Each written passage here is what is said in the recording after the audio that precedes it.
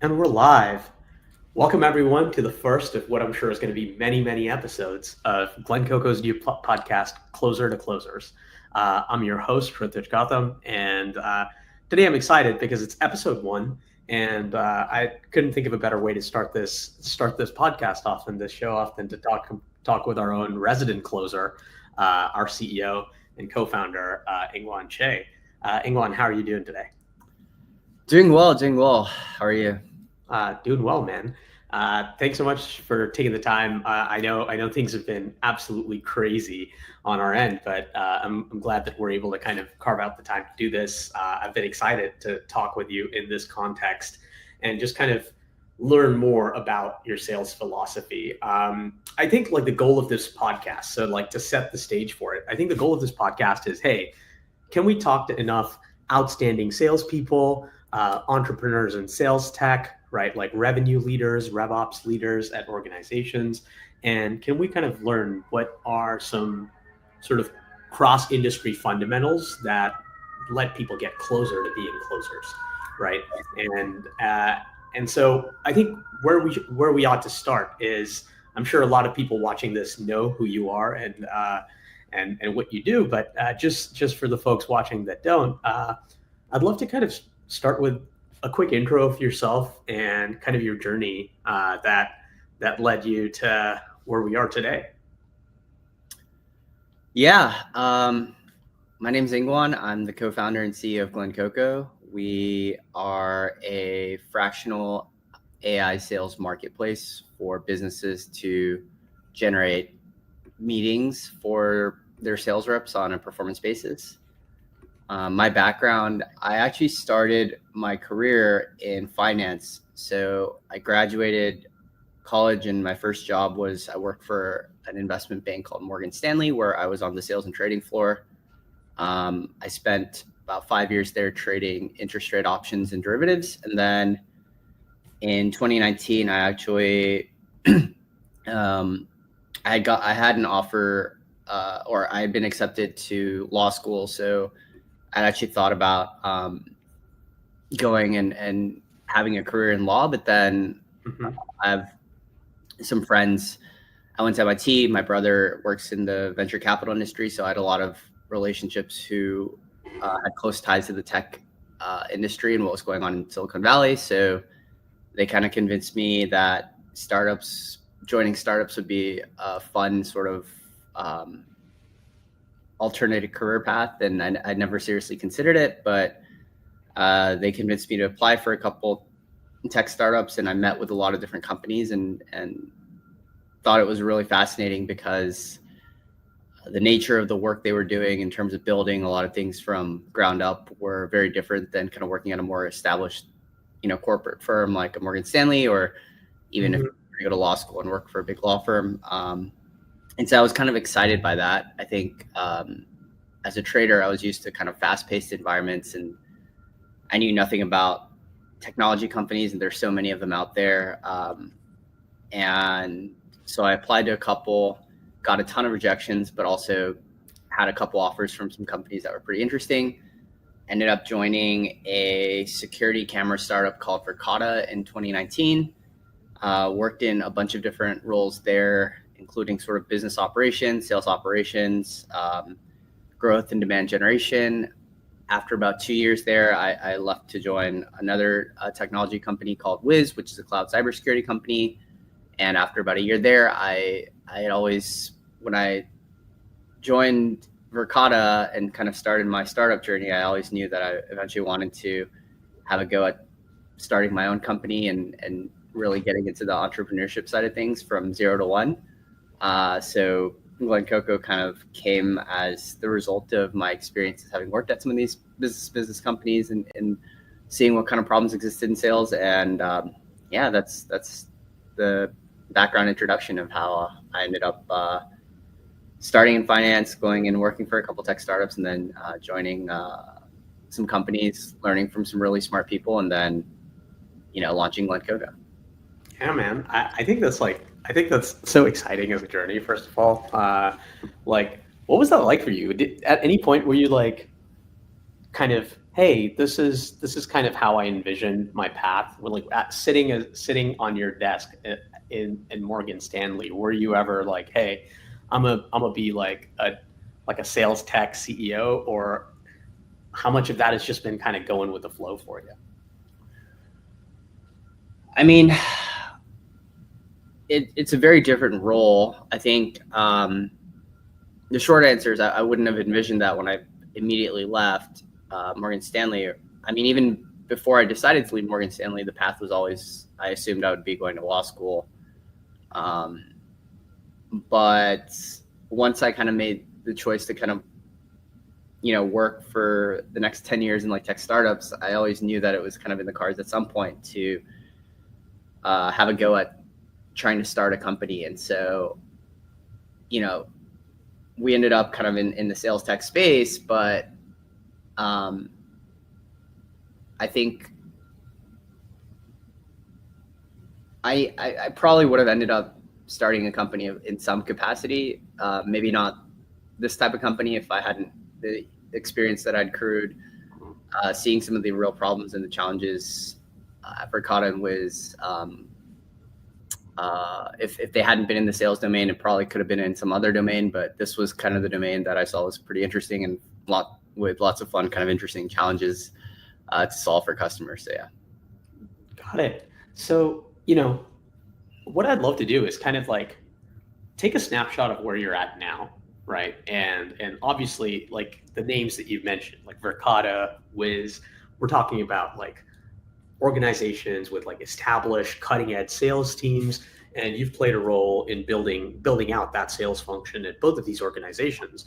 And now you're at Glencoco, where we're kind of dealing with this like problem in a meta way. Obviously, we're both working in the revenue function of Glencoco, so we care about, like, we're constantly thinking about how we take Glencoco to market, and like, how do we build demand for Glencoco and things like that. But we're also as the product makers of Glencoco, in a sense, like we're also trying to commoditize like sales operations, or like, sort of commoditize and abstract away sort of outbound sales, right? So given that sort of intersection, right, how do you think about what makes a good sales org? Like what would you say is, and obviously this definition scales with size and like scales in complexity, but what would you say are sort of like the base prerequisites for like a kick-ass sales organization?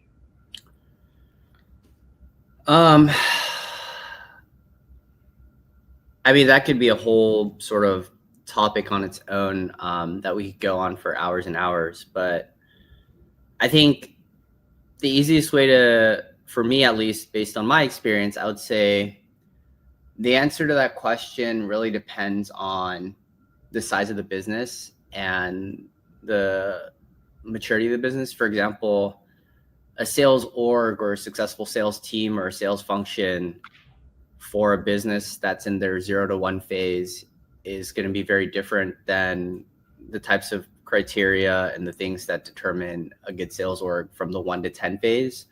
Mm-hmm. And then from the 10 to 100 phase or 100 to 1,000 phase of the journey, the things that make up a good sales org are going to be vastly different and more complex as well. Maybe just high level, and if you wanted to double click further into any of those, what I would say is a consistent theme, I would say, is that at the end of the day, a good sales org is a function of, I would say, 3 sort of things, ingredients. Mm-hmm. The first is, does the thing you're selling have an actual sort of market? As in, like, is there enough demand from customers, ignoring the fact that you figured out a way to capture that demand, but does fundamentally the product you're selling have a market for it?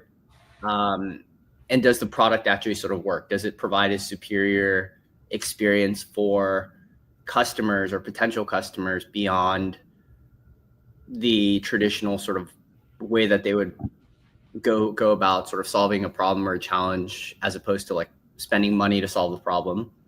So it has to be like product market fit and market demand and a clear understanding of who those buyers are. So the first ingredient I would say of the three, just to recap, is basically like product market fit. Does the product actually work? Does the product actually, provide value enough that customers are willing to pay for it? Without that, like, you can have the best sales reps, but it's going to be a lot harder for a sales org to be successful if the product doesn't sell or the fundamental market demand doesn't really exist. And I think that's what a lot of people sometimes tend to overlook, which is that, you can throw as many bodies or tools or processes into some sort of go-to-market motion, but if the fundamental product doesn't have as strong of a value proposition, like, I would say that's the single biggest factor. The second factor I would say is how good are the quality of the sales reps at the organization. So a lot of that comes down to, like, is the leadership that's being hired to build a sales org out high quality? Do they have do they know, like, are they a good fit for the segment that you're selling into? Like, SMB sales or transactional sales might be very different than the types of people that you need to sell enterprise products. And then the final piece I would say is that and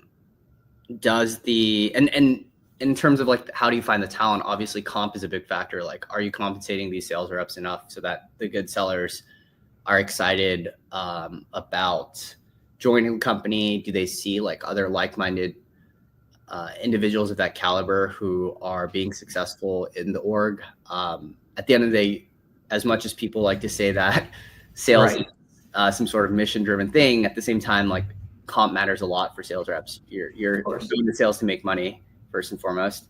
And then the third factor I would say is, like, what does the support system look like for the sales team of humans to actually thrive and survive? So by support system, to use a sports analogy, you can have really good, talented salespeople or athletes on a professional sports team, but if the medical training staff is subpar, if, compared to their competitors, their analytics and the resources available to the core sort of individual contributors who are driving revenue doesn't really exist as sort of like a background to enable them to be successful, then they're going to be at a competitive disadvantage to other sort of other players in the space. So how good is the support system? And support system can mean a lot of things, right? Like a good sort of marketing organization that can generate demand for these sales reps to then convert leads into deals, good sort of systems and data and easy processes for sales reps to, be empowered to basically do their jobs. To some extent, like a freedom of ability for the reps to kind of, everyone has a different style of selling in a process, but can the organization scale in a way where, despite everyone having some sort of unique process, there's a good mix and balance between processes not being so process driven that it sort of cramps or infringes upon a seller's style of selling to be able to be successful, but also the processes aren't so loose that as an organization, it's very difficult to make data-driven decisions around where to double down or look at, like, trends that are working and things like that. So, yeah. Okay. So to recap, 3 pillars, obviously, I think, like, foundational is product market fit.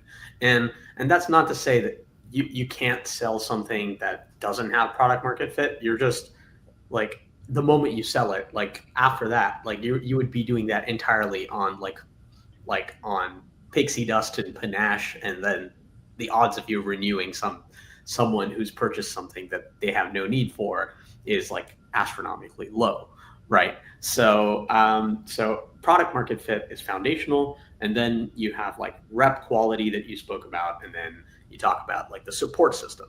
And what I'd love to do is, like, let's set product market fit aside for now, right? Because I feel like that's something that is sort of more foundational to, like, B2B product sales in general. And I would like to double click on these, like, other 2 pillars, right?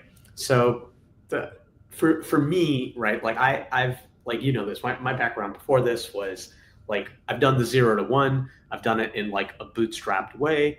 And I know for a fact that like early on, like early days, early stages, it's a lot about the hustle, right? And I think at that point, like rep quality is, it has to do a lot with, because a lot of the support systems just don't exist, right? So like as like a founder-led salesperson, or like, you know, you're kind of the founder and the rep, a lot of that is you thinking on your feet, kind of repeatedly synthesizing your messaging, etc., and then just getting yourself out there, like just doing a lot of like at bats, because nobody knows who you are, right? You're not starting off day one with inbound website traffic, etc. So a lot of it is you going outbound, right? You synthesizing your message and kind of doing it in this sort of hustle kind of way.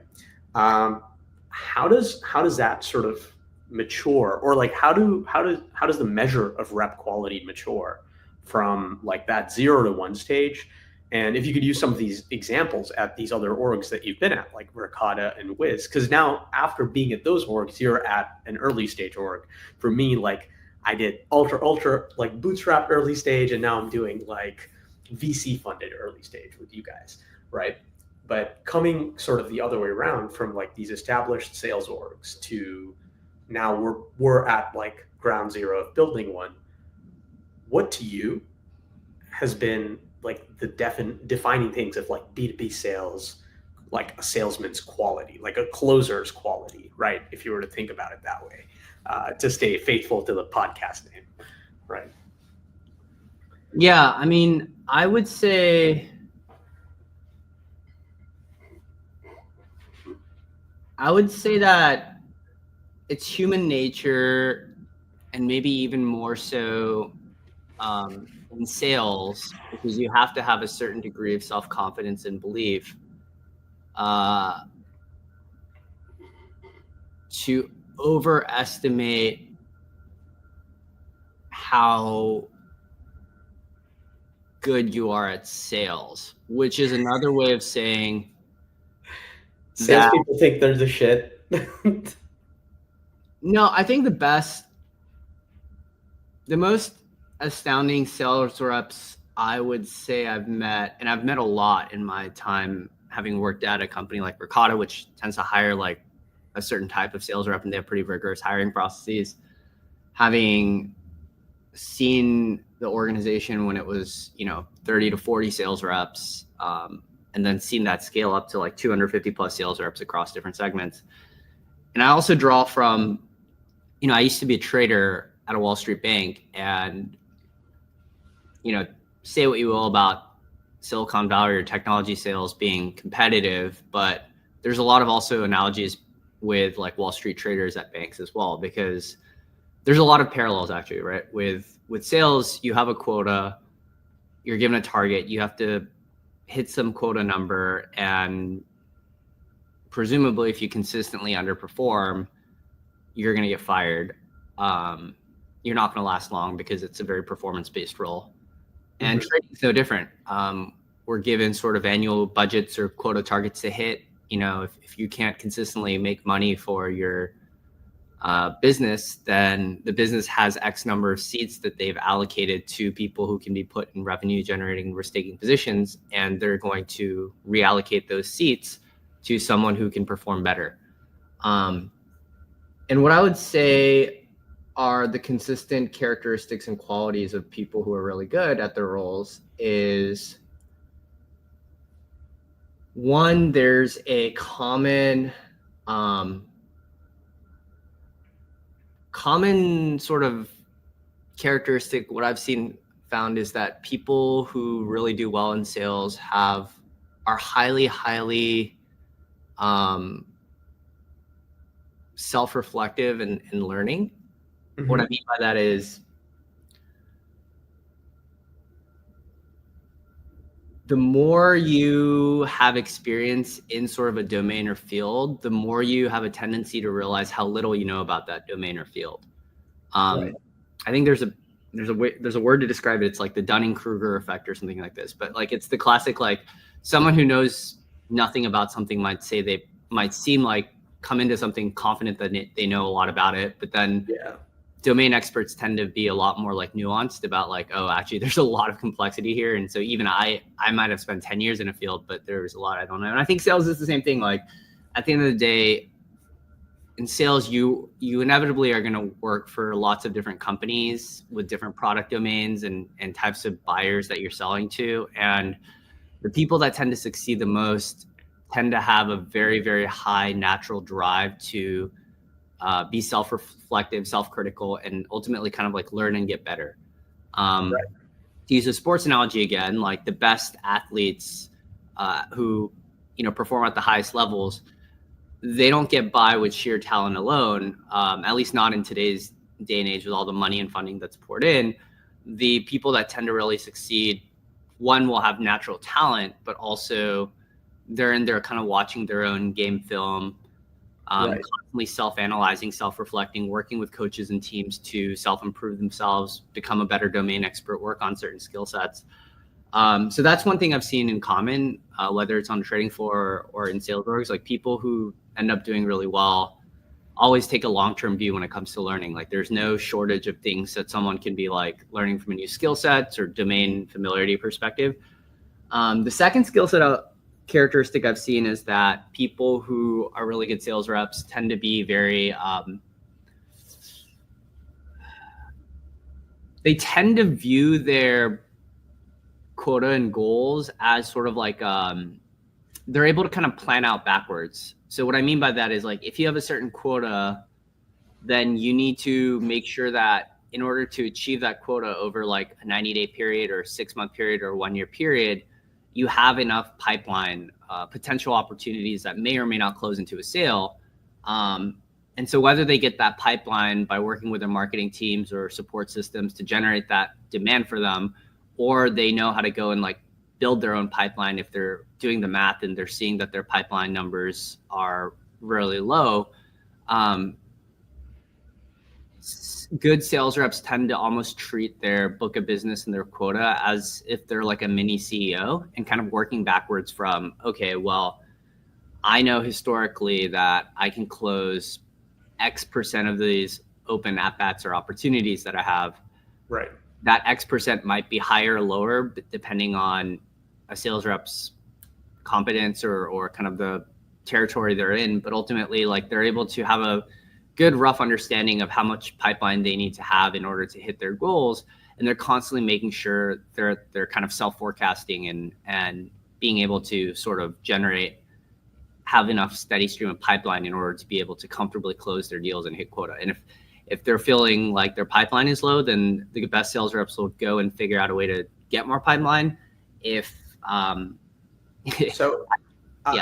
one thing, right? I want to like about this point about like building pipeline and being able to work backwards from like a target, right? I think that's so key, especially for reps that have a better understanding of their own sort of innate ability, right? Like I think if you have like a target, like a revenue target of $1 million and you have a pipeline of $1 million, then you either think you're a god or you're just woefully underprepared, right? Like, and I think that what ends up happening a lot of the times is, like people kind of get lost in the narrative, right? Like I think that people start thinking like local to global a lot. They're like, because each deal can be like its own sort of story that you share over drinks. And like, each deal has its nuances, each deal has its players and characters.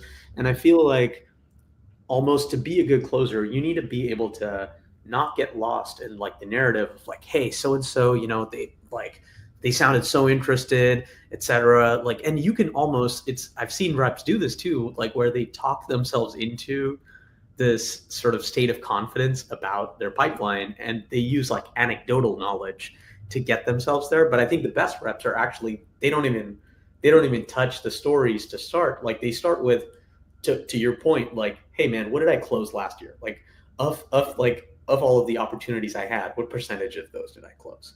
Right. And then they kind of use that as like a yardstick to be like, okay, well, how much pipeline did I have when I closed those many opportunities? So if I want to close twice as many, like how many do I need, and so on and so forth. So like I feel like the anecdote piece, like the stories and like, hey, what is it about specific deals? There's a time to think about that. Then there's sort of a time to think about sort of like a bird's eye view of like your own production as a rep. And I feel like when you're planning, you want to do this thing, and then when you're actually like engaging with your prospects, you want to do the other thing more so. And I feel like a lot of reps mess up. And correct, let me know if you've seen this, but like where they just, you're doing a pipeline review and they're like telling you this story of like, hey, I have so many things going on, and they're like all these deals are like popping and so hot, etc. Do you find that like a lot of reps make that mistake, or like what does it take for reps to not make that mistake, right? Or could you talk to me about like Verkada? How would reps think about their pipeline and their targets, right? What was the thought process a rep would do, like starting off, like right after kickoff? I have a quota. How am I planning for it? Well, I think what you're getting at, if I heard you right, is sort of how do certain reps navigate being caught up in some narrative about the job they're doing and the deals that they have, versus like how to be sort of like realistic about like actually understanding whether you're going to hit your goals or not. I think the reality is that like 80% of people, I'm just using like a rough 80-20 heuristic, tend to live their lives. Maybe I'll phrase it a different way. The third thing I was going to say about like what I've seen from the best sales reps is that there's a extremely high degree of paranoia and ability to forecast out like worst case scenarios. And I've actually seen this with like good sales reps and like good traders too, which is that the best sales reps will always try to be as worst case realistic about their actual sort of likelihood of closing deals than operating off of like a best case or average case model. And what I mean by that is like, okay, like, isn't that bad for your self-confidence? Like, aren't you going to lose some of your mojo if you're like, hey, these deals are never going to close, all these things? Well, actually, it's not really that. It's just that people who tend to be very paranoid about like deals and pipeline and, how much they're going to forecast to close, because they have that constant set of paranoia, it helps them evaluate their realistic chance of closing deals through a much more objective lens that helps them basically forecast out like, well, if all my deals are like this percentage of closing and that percentage that they've been assigning, that probability they've been assigning is much lower than what really could be the case, it actually allows them to overachieve because they're doing a lot of things both with these actual deals in terms of like trying to go the extra mile to increase the probability that it'll close, or go the extra mile to build a couple of other sort of like opportunities in case the other deals fall through. That basically allows them, compared to their peers who might be working off of a more like base case sort of assumption, to constantly like outperform. And so that healthy level of paranoia, which oftentimes is kind of correlated to like burnout because you can't constantly do that forever. Mm-hmm. But the best sales reps constantly figure out a way to be like really paranoid, and it helps them catch the details and also helps them kind of like forecast their pipeline out in a realistic way. In fact, I've often, because I worked in like sales ops and revenue ops, I would actually see that the best reps had such a good sense of their pipeline, where they stood, their probabilities of closing, that they could forecast out like 2 or 3 quarters ahead. And they might even like sandbag deals, which is like, they're like, hey, I want to consistently hit quota for my organization. Right. And so like, if I know that I could close this deal at the end of this quarter and get to like 140% of quota, but I know that would mean I would get like below quota like the next quarter because I've kind of front loaded all my revenue into Q1, they might actually sandbag, which is like a phrase described to like just intentionally move a deal that they slow know the deal down so it closes, and basically like smooth out the forecasting ability of themselves, which also helps kind of management up ahead. Now it's kind of one of those weird things where management hates to see that, because they're like, we want to front load as much revenue as possible. Right. All these things, there's this kind of unnatural tension, but it's actually interesting too, because for CROs or companies, when they're reporting to the board, investors want to see like steady, consistent growth as opposed to like really highly volatile like returns. It's the same thing in finance, right? If you're having an asset and like 2 assets return like 5% consistently, but one of them it's like always like plus or minus 20% all the way to get to that 5% versus something that consistently yields like 5%. You'd much rather own the asset that has like lower variance but the ultimate same result. So I would say like the best way for reps to be able to do that effectively is, one, be really well organized. Like if you're not organized, if you can't keep track of your own pipeline, if you don't have a good support system to help you build the data analytics and the reporting to generate and forecast that pipeline, then you figure out a way to kind of do it on your own. And then like, that paranoia is kind of, that's something that you either get taught if you stay in sales long enough and you've gone through enough cycles and enough losses, or some people are just kind of born with it. Like, if you come from, if you played high school sports or you played college sports, or you worked in some sort of team environment that was really competitive and performance based, then all your life you've kind of built up that mental and physical muscle memory of knowing like, how to prepare for all kinds of like situations, worst case situations, how to know when to like push extra hard versus kind of like take a bit of a chill pill. Like those are all things that like can be taught, but most of the times like people from certain kinds of backgrounds with like chips on their shoulders or a high innate drive to succeed, or who've come from like previous backgrounds where they've had to be in like very competitive roles, whether it's sports outside of the work career or in like environments and work that are kind of high pressure cooker situations. Like it's almost like a biologically kind of trained instinct and developed instinct that sometimes can be taught and sometimes like can't be, right? Not everyone's meant to be hyper paranoid sort of, certain types of stuff, but those are the consistent themes I've found from like people who end up being really good at sales, is that healthy kind of paranoia and self kind of organization about where they realistically stand. So what I'd love to do is kind of like delve a little more into like specifics from your time at Verkada or Wiz, right? Like either or.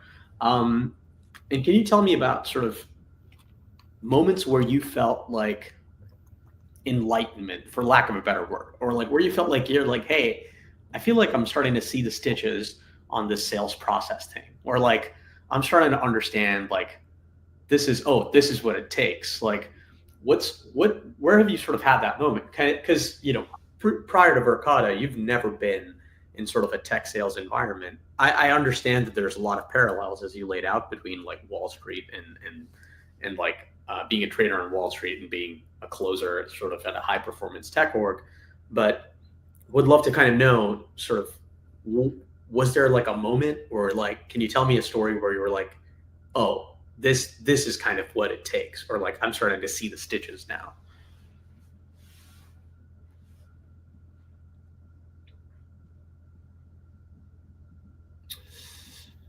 I mean, I think a lot of this sort of like aha moments kind of came from, at SKOs, they would sometimes have people, they would give out awards, which they called kind of grease awards. And grease awards referred to situations where sales reps would go the extra mile to like win deals. And, I remember hearing a story about a guy who, he wanted to make sure a deal closed before the end of the quarter and he lived in California, but his territory was out in New Jersey. And so he actually flew out to New Jersey the day that the PO was supposed to be signed, and showed up, and you know, it wasn't completely cold. He built a relationship up with the decision maker, but he kind of showed up in their office and basically kind of, you know, and it was kind of funny. He did it in like a comedic way, but he would actually show up there and kind of, he wouldn't leave and go back on the flight until the deal was signed. And, you know, the deal was it was kind of a formality at this point, but he just really wanted to make sure that the deal was signed before quarter end.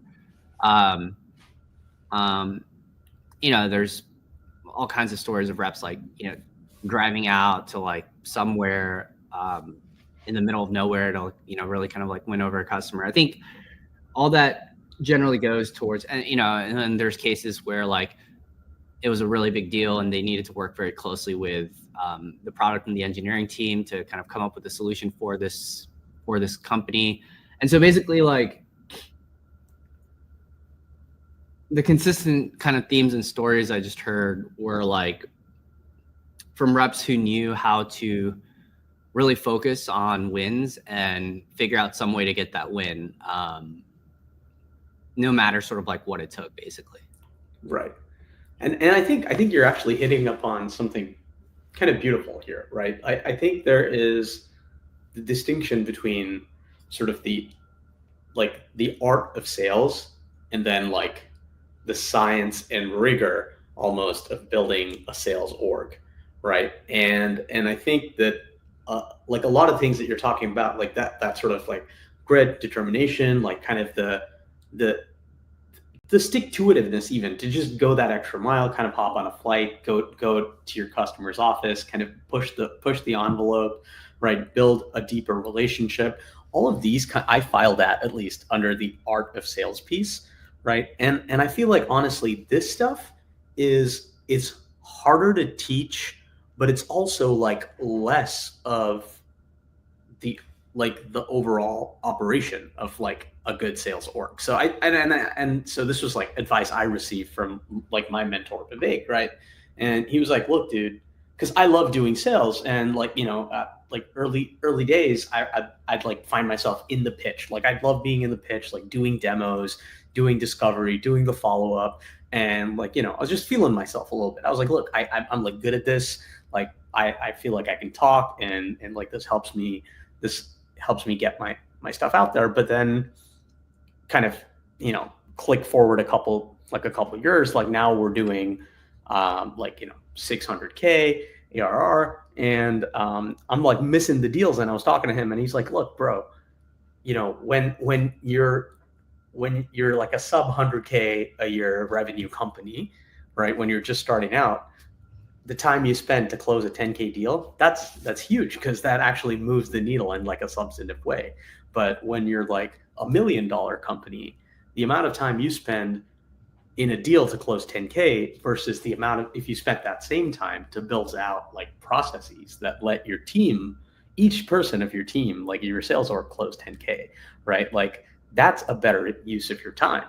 And I feel like that transition, right? Like it's like going from being good at the art of sales to sort of starting to be in the science piece. And I feel like a lot of people want to stay on the art side of things and just perfect it. And I feel like you could work on it infinitely forever. And then there's like people that sort of transcend and kind of get over to the science piece of like, you know, building these systems almost. How do you think about that?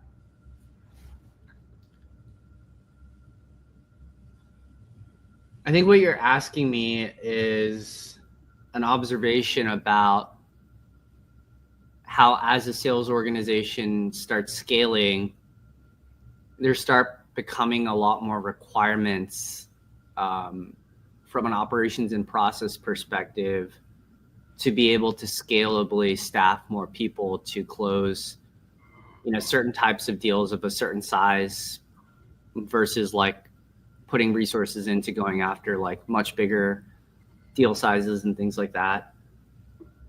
And so there's kind of questions around like, I think, and maybe I'm projecting too much, but if I were to kind of organize what your question, maybe the question is around like, why are processes so important compared to just hiring good sales reps who can close deals? Or is this a question more for like a CEO or for a head of sales or for like sales ops? Like, I'm trying to understand, like, what is that? I guess, right, like, I feel like there's at some point over like the time like a sales org matures, right, from being like a 0 to 1 to like a 1 to 10, 10 to 100, right, 100 to 1,000. There's like these inflections that happen for maturity, and I feel like a lot of salespeople miss it. At least like if you're like someone who is a salesperson, like at your core, like you'd love to be in the pitch. I feel like it's hard to kind of step away from that, and it's almost like for the people watching this, because I know a lot of Glencoco like sales reps, they're probably watching this and thinking like, hey, like, I'm crushing it on the art of the sales, but what can I do? Or like, when should I start leveling up my game on the science of sales, right? And how do you think about that in terms of like, hey, when an org starts maturing, like what are some signs that I need to start building out processes? Got it. So is the question for like individual contributors in sales around when they should think about more like how to be better from a process perspective? Or is this more of a question for like sales leaders who are thinking more about when is the time to invest in processes for my sales team? Yeah, like I guess I'm just trying to unpack what you mean by that. I'd say let's focus on like, let's start with the individual person, right? It's like, hey, me as an individual, I'm on full hustle mode. I'm just like trying to get as many pitches as possible, start talking to people, and I'm doing this like scrappily, right? Like I'm sending emails, calling people, trying to like just get in as many conversations as possible, right? Let's say I'm starting at ground zero, I'm hustling, I'm picking up momentum. At what point do I start thinking about like, hey, what is the process? What's my sales process like? When do I start sort of building out these structures, these support structures of process around my sort of sales effort? And what are examples of like support structures you mean in this case? So a support structure would be like, okay, look, I mean, I think back to like 2014, right? Like I have like a list of people, and I have like a physical phone, and I'm like punching numbers in and I'm calling them one after the other, right? Mm-hmm. And I was doing this pretty consistently. And at some point I needed to like, for me, it was like, okay, when my attention, like when I could spend less time selling because I had other responsibilities in the organization, that was my forcing function to start building processes. But for someone who's just a salesperson lifetime, right? Like the kinds of processes I'm talking about is maybe like streamlining touches, right? Or like just letting me get more at bats. Like, hey, what can I do to help me get more at bats in? Sort of thinking about how to increase, like build support structures that help increase the efficiency with which they're able to deliver pitches, right? I think that's what it's about, if I'm really thinking about it. So it's like, when do I start thinking about my sales process at a meta level and just stop having to worry about like, hey, I'm taking this one pitch at a time, and start thinking about this from a, hey, I'm trying to build a process. I'm trying to build a machine that Got I can it. just, yeah. When you say sales process, are you referring to the more like top funnel pipeline demo creation aspect of the sales process? Or Yes. are you talking for like post discovery to close sort of sales processes? Because I think like a lot of people sales is such a big area that it's sometimes like the quality of the insights tends to be diluted if we're just thinking about sales processes as this huge monolithic blob. There's actually a lot of different like subcategories that you can decompose sales processes into. So there's like top funnel building pipeline on your own, self-sourcing your own leads and creating your own pipeline. I would argue that as a sales process itself is also like completely different from the sales processes and things that you can kind of establish post discovery, like post kind of hand raise to close. And those are like they're almost like two different sports in a lot of ways. Absolutely. So I think for the purpose of our conversation, let's focus on like the top of funnel stuff, right? Because I think that's kind of like the first thing that's likely to get processized for someone that's going through that maturity. So even if I'm like a full cycle AE where I'm like, I do my own prospecting and I'm building my own pipeline and I'm closing it, right? I think like even for someone like that, the first things they probably want to start templatizing is not like the hey, this is where I close the deal piece, right? It's like, hey, this is where I get a steady stream of meetings piece. So like, let's talk about that bit, right? Yeah, I mean, I think like the natural progression is you know, if you're just starting from zero, you're just sending off one-off emails and, you know, calling people one by one or getting a list of leads to reach out to and then reaching out to them. Obviously, once you've iterated on the messaging and the copy and the types of touch points and things that seem to resonate with your target list at a reasonably high rate, you should be, and there's a lot of other strategies too, right? You could be going to conferences instead of just sending out emails or reaching out to people via the phone. But, you know, as to the question of when to start kind of building up processes for that, it's the moment you feel like you can automate a lot of different touch points and processes that doesn't dilute the impact of the messaging. But if it takes you like an hour to manually compose up 10 different forms of email copy to 100 different prospects and then kind of sending them out, well, once you start realizing there's 10 different types of email copy or things, and I have a good idea of like which types of prospects to send this type of copy to or this type of copy to. Nowadays, there's so many tools out there, like email automation tools, like LinkedIn automation tools, like power dialers, like all these things where you can kind of set up automation to more easily sort of like manage that type of outreach at scale. And so I think like that inflection point of when to start investing and setting up those processes comes when, after you've gone through it kind of individually on your own and you have a good sense of like, hey, this is starting to resonate. I just need to be able to do this 10x, 100x in terms of like the reach. Then you would start wanting to invest in tools and processes that allow you to do that effectively. Yeah, I think that holds. For me, it's almost more like pain driven. It's when it starts getting like unwieldy, right? Because like you just try to find like, hey, like which part of this process needs me, like needs my personal touch the most, right? And at some point, like initially you start by overseeing everything manually, but you're like, hey, I feel like I have whatever.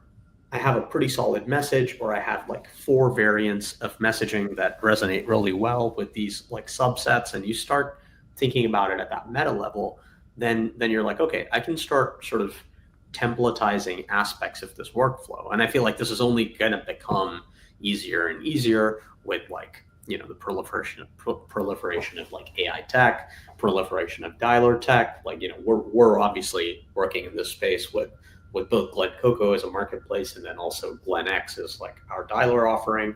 So we're building a lot of these tools out. And I feel like when someone starts going after these, is like the demand of the org is like, you need to do more with your time, right? Like if I have a finite number of hours, like let's say even if I'm capped to the gills, I have like, I can work 60 hours a week, right? Like if I'm like crazy, I can work 70 hours a week, right? But then after that, like I'm pretty capped on my time. right? It's not going to infinitely scale, but like the expectations of output do tend to scale pretty consistently. Like they're not like, hey, you start making $1 million, like you deliver me $1 million in sales, and then you just have to put up that same $1 million every single year, right? Like that's not the expectation. So it's like I feel like the moment you're faced with shit, like I am like I need to build more pipe, but I'm already like I'm already full up with a lot of these sales conversations that I'm having, like these like my further down the line kind of closing conversations. That's when, at least, I think people start feeling that pain. So I think like for the people feeling that pain, they should probably start looking into like, hey, what can I do to operationalize my pipeline generation piece? Because it's to your own point, right? Like your ability to manually send emails is capped, right? Like your ability to manually dial people is capped, right? And these things, like your demand for pipeline is going to outstrip your manual ability to like generate it, frankly, right? So I think at that point is that pain, at least, is pretty palpable, because sometimes it can feel like you're underwater, right? Because you're just juggling all of these manual tasks. And I feel like at that point is where you got to like take a step back and start thinking about like the meta level of it, right? Of like, hey, how do I start doing this more efficiently? How do I start doing this faster? How do I start building pipeline faster? And less focused on like, hey, what is like my perfect opener of my pitch, right? I feel like a lot of people just get too bogged down in the art of sales piece. And I'm not saying that's not important, but I feel like the processizing aspect of things, right? Like that takes stepping away from being in the cockpit a little bit and actually like popping open the hood and figuring out what's wrong with it, right? Yeah, like, I think there's a lot of nuance to this, because if someone's watching this and they're like an account executive and they're not necessarily expected to create their own pipeline, because marketing is expected to generate more demand, or they have natural dedicated SDR or BDR who focuses on like pipeline creation. Well, if you're an AE, or if you're an account executive in that sort of situation, then the answer may not be, hey, I need to go acquire a bunch of different tools to like figure out how to source my own pipeline and be efficient at it.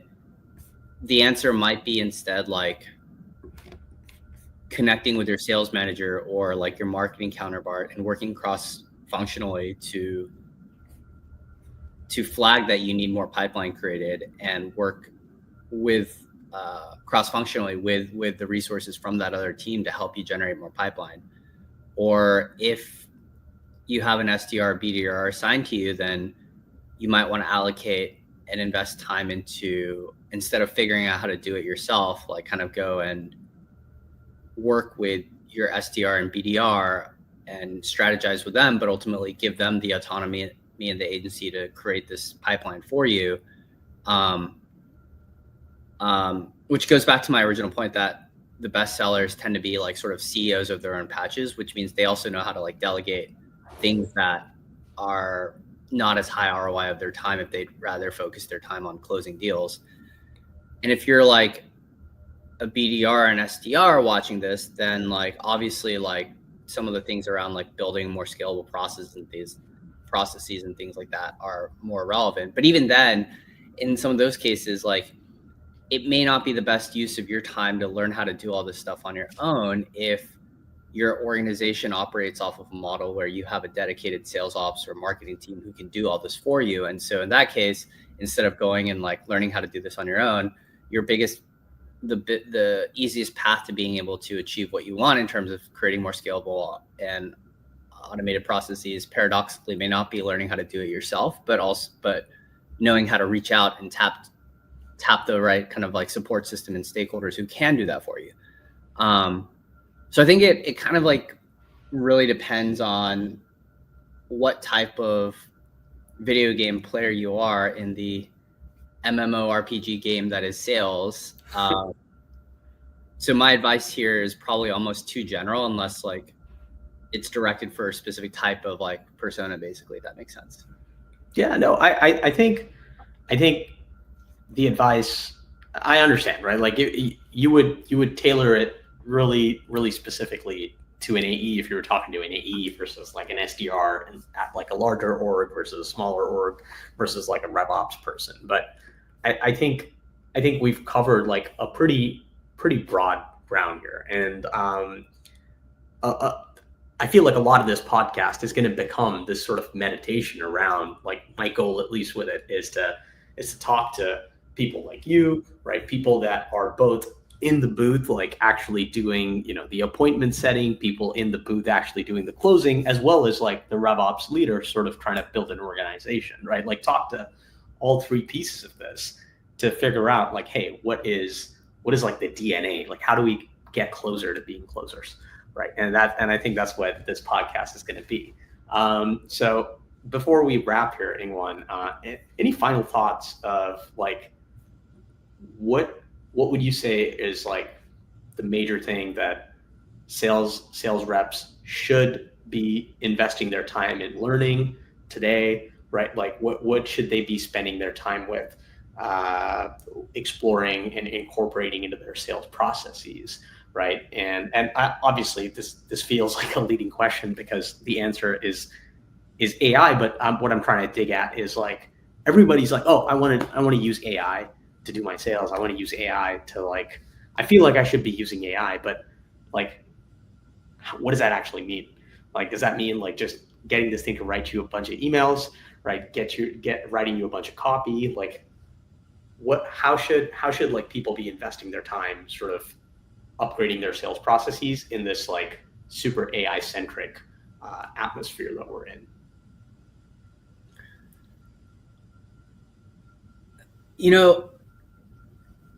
The short answer is, the problem with asking like how sales reps should be investing their kind of learning or time, maybe even against the backdrop of AI,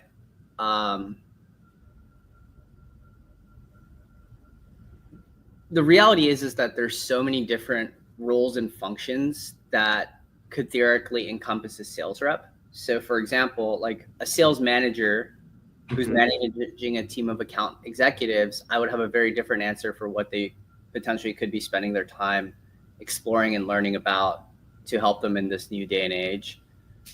An SDR manager, I would sort of based on my experience and what I've seen, like have a different set of answers for that.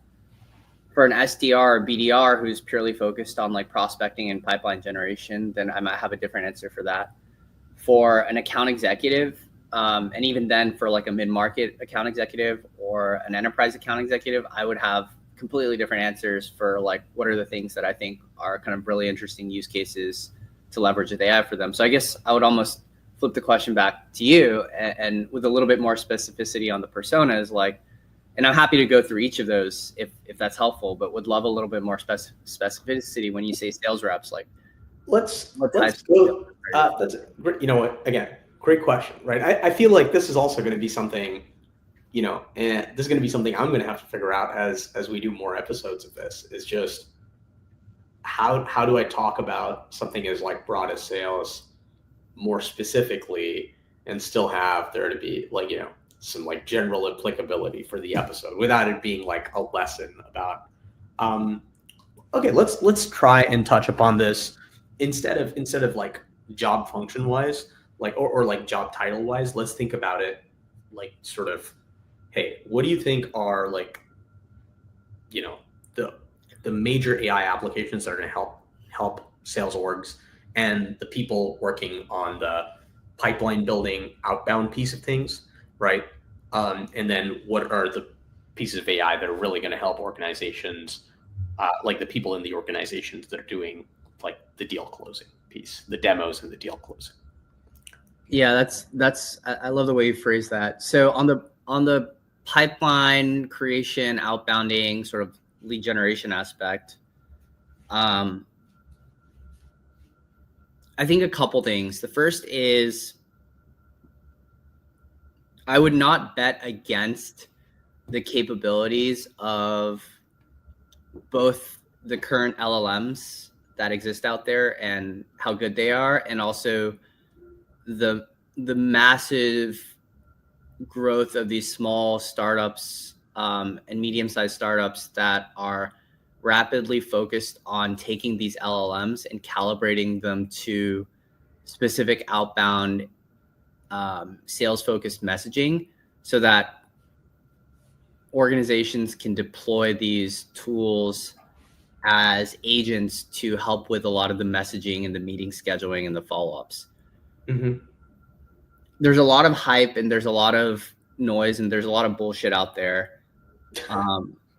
Yeah. But the reality is that if I take sort of a medium-term view, these agents that can send out automated emails that seem reasonably similar to what a rep would write, or if someone were to create a sequence, like what that sequence copy would look like, the ability for these AI email agents to autonomously kind of even like respond to these sequences themselves, and then schedule follow-up times or qualify or disqualify prospects. Like, I would not bet against that. I think that is only going to get better over time, and it's going to save a lot of teams time from having to manually do that process. And obviously the technology is pretty early, right? We're building a lot of things in our space, in this space exactly, and there's tons of work and bugs and kinks and edge cases that we have to kind of like smooth out to deliver. But based on the rate at which the quality of this is increasing, and the sheer amount of kind of funding that's come into the space, like I think there are even today early signs of products that have this type of promise and also value add that's being generated even now, and it's only going to get better. So I think exploring some of these tools, and also because a lot of these tools are early, like having a little bit more of an open-minded approach where it's like, hey, even if it's not perfect now, in like 3 months or 6 months, it could be really good, and the ROI on that could be amazing is kind of one thing I would say.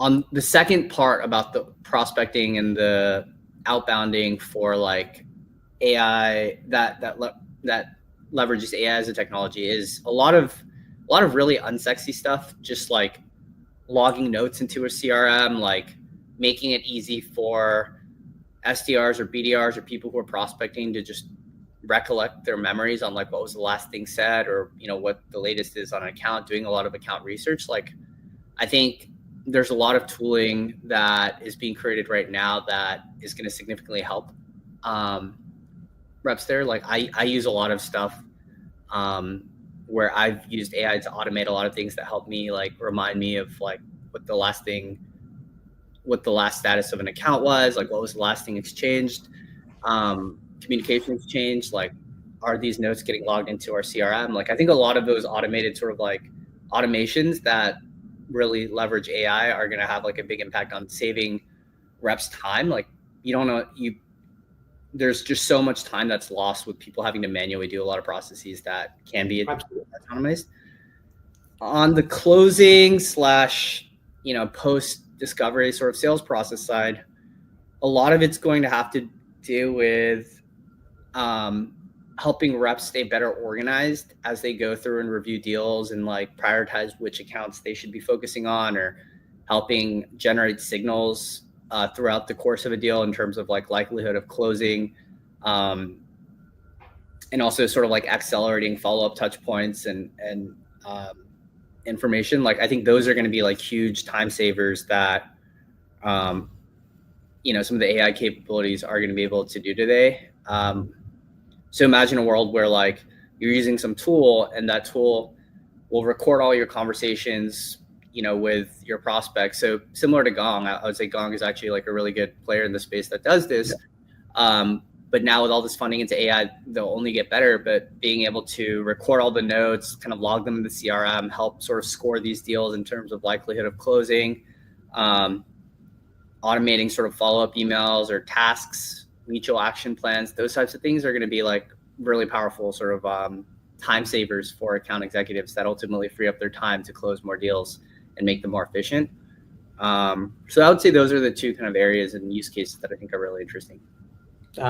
Yeah, no, I wholeheartedly agree, right? Like, on the closer side of things, I know something that we do at Glencoco that's been huge for us just personally is just we have like with this boom in like AI meeting recording co-pilots, like we have a recording of every single sales meeting that we have, right? And like we go back and look at this stuff, and that just that visibility is, I think it's like really new and it's really exciting, like where every single meeting, if an organization is like codified and it acts as like this knowledge base, I think that's super exciting. And then on the outbound sales stuff, like that, absolutely, like I'm excited about some of this tech that we're building, and I know we're going to talk about it in future episodes, but it's like an exciting time, right? To say the least.